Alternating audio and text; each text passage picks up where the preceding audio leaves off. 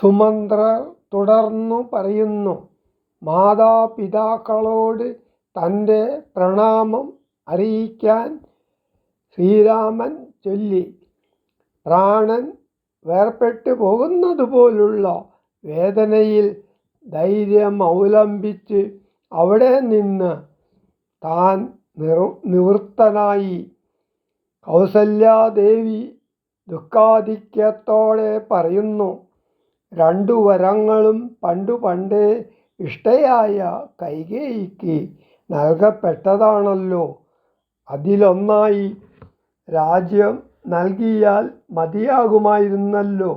തൻ്റെ പുത്രനെ കാട്ടിൽ കളയാൻ വേണ്ടും എന്തു പാപമാണ് താൻ ചെയ്തത്? ഇപ്രകാരമെല്ലാം വരുത്തിയതിനു ശേഷം പരിദേവനം ചെയ്യുന്നതിൽ എന്താണൊരു യുക്തി? ദുഃഖാധിക്യം മൂലം മരണത്തിൻ്റെ വക്കിലെത്തിയ തനിക്ക് ഇനിയും ഏറെ ദുഃഖമുണ്ടാക്കാതിരിക്കണമെന്ന് സഹധർമ്മിണിയോടു പറയുമ്പോൾ ദശരഥൻ്റെ സ്മൃതിയിൽ ആ പൂർവകാല സംഭവം തെളിയുന്നു. ഈ ദുഃഖം അകാരണമല്ല, സ്വന്തം കർമ്മത്തിൻ്റെ തിരിച്ചടിയാണെന്ന് രാജാവ് അംഗീകരിക്കുന്നു.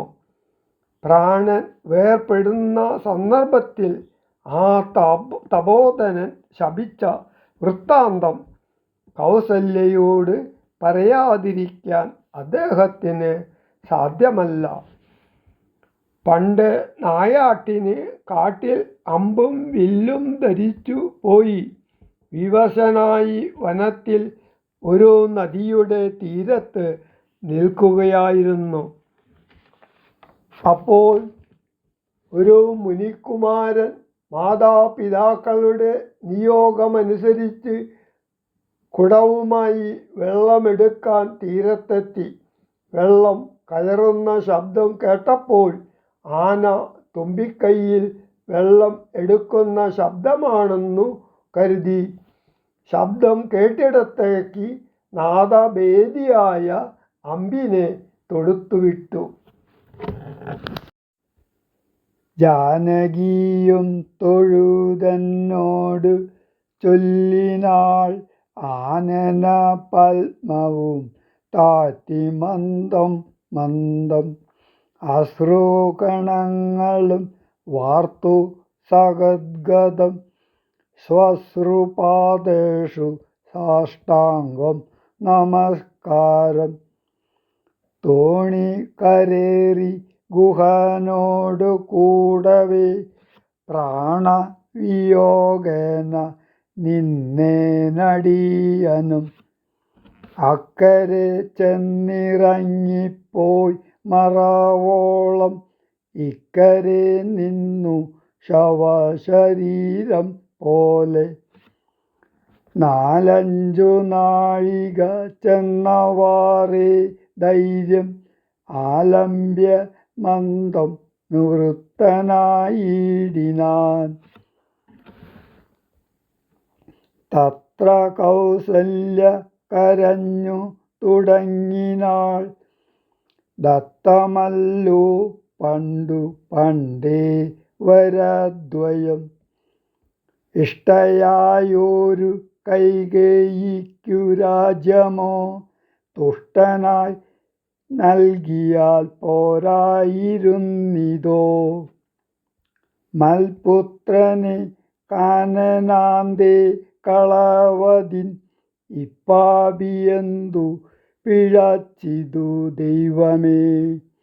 ഏവമെല്ലാം വരുത്തി തനിയെ പരിദേവനം ചെയ്വതിനെന്തോരു കാരണം? ഭൂപതി കൗസല്യ ചൊന്നൊരു വാക്കുകൾ താപേന കേട്ടു മന്ദം പറഞ്ഞിടിനാൻ.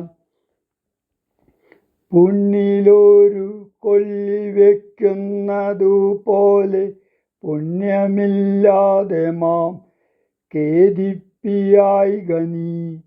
ദുഃഖമുൾക്കൊണ്ടു മരിപ്പാനായി ചലിപ്പാൻ തുടങ്ങുമൻ ഉൾക്കാമ്പുരുക്കി ചമയ്ക്കായിക വല്ലഭേ.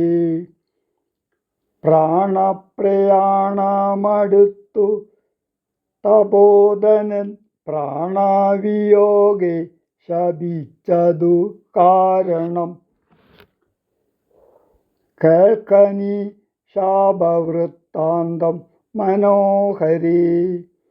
സാക്ഷാൽ തപസ്വികൾ ഈശ്വരന്മാരല്ലോ.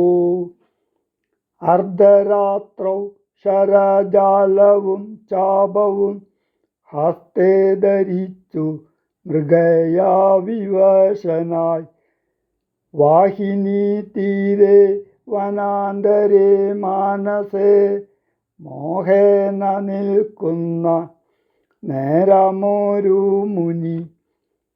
ദാഹേന മാതാപിതാക്കൾ നിയോഗത്താൽ സാഹസത്തോടിരുട്ടത്തു പുറപ്പെട്ടു. കുംഭവും കൊണ്ടു നീർ കോരുവാൻ വന്നവൻ കുംഭേന വെള്ളമൻപോടു മുക്കും വിധൗ. കുംഭത്തിൽ നീരകം പുക്ക ശബ്ദം കേട്ടു കുമ്പി തുമ്പിക്കൈയിലംബോഗതാമിതി. ചിന്തിച്ചുടൻ നാദഭേദിനം സായകം സന്ധായ ചാപേ ദൃഢമയച്ചീടിനേൻ.